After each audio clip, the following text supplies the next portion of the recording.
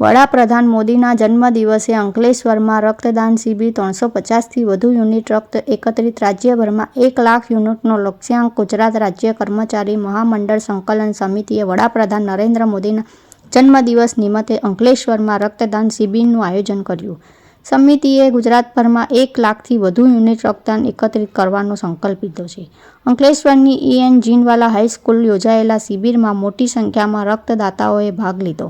શિબિરમાં 350 યુનિટની વધુ રક્ત એકત્રિત થયું. કાર્યક્રમના અંકલેશ્વર નગર સેવા સદનના પ્રમુખ લલિતાબેન રાજપુરોહિત, શહેર ભાજપના પ્રમુખ ધર્મેન્દ્ર, પુષ્કર સંઘના પ્રભારી મહેશ પટેલ અને કનવીર ઈશ્વર પરમાર સહિતના આગેવાનો હાજર રહ્યા હતા.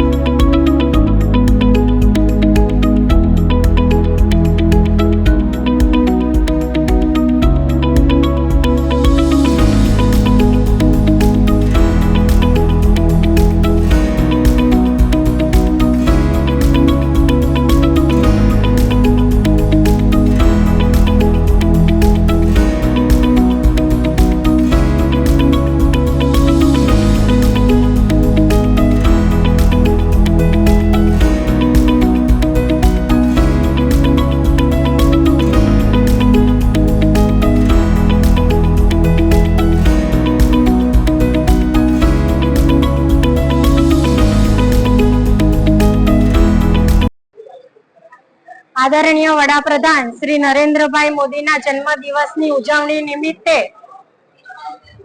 અંકલેશ્વર તાલુકાના સરકારી વિવિધ મંડળો દ્વારા અંકલેશ્વર નગરપાલિકા સંચાલિત EN જીનવાલા હાઈસ્કૂલ ખાતે મહા બ્લડ ડોનેશન કેમ્પનું આયોજન કરવામાં આવ્યું, જેમાં અત્યાર સુધીમાં 400 થી વધુ લોકોએ રજીસ્ટ્રેશન કરાવ્યું અને 100 થી વધુ લોકોએ બ્લડ ડોનેશન કર્યું.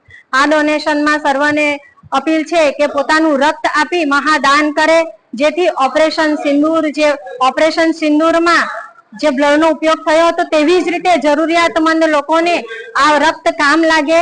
માટે આવો બ્લડ ડોનેશન કરો. રક્તદાન એ મહાદાન છે. અસ્તુ. ભારત માતા કી જય. જય જય ગરવી ગુજરાત. ભારતના વડાપ્રધાન નરેન્દ્રભાઈ મોદી સાહેબના જન્મદિવસ નિમિત્તે અંકલેશ્વર EN જીનવાલા હાઈસ્કૂલ ખાતે બ્લડ ડોનેશન કેમ્પ નમો કે નામ રક્તદાન નું આયોજન કરવામાં આવ્યું છે. ઉચ્ચતર માધ્યમિક શિક્ષક સંઘ, આચાર્ય સંઘ, માધ્યમિક અને તમામ કર્મચારી ગણો આ નમો રક્તદાન સાથે જોડાયા છે અને વર્લ્ડ રેકોર્ડ બનાવવા જઈ રહ્યા છે. ઓલ ઓવર ગુજરાતમાં 1,30,000 થી વધારે રજીસ્ટ્રેશન અને 1 લાખથી વધારે બ્લડ યુનિટ એકત્ર કરવાના મનસુબા સાથે આ કેમ્પનું આયોજન કર્યું છે. અંકલેશ્વર ખાતે 370 જેટલા રજીસ્ટ્રેશન થયા છે અને હાલમાં અત્યાર સુધી 40 જેટલા દાતાઓ દ્વારા રક્તદાન કરવામાં આવ્યું છે અને આશા રાખીએ કે આ વર્લ્ડ રેકોર્ડ પૂરો થાય અને તમામ કર્મચારી ગણ તરફથી માનનીય શ્રી નરેન્દ્રભાઈ મોદીને જન્મદિવસની શુભેચ્છા પાઠવીએ છીએ.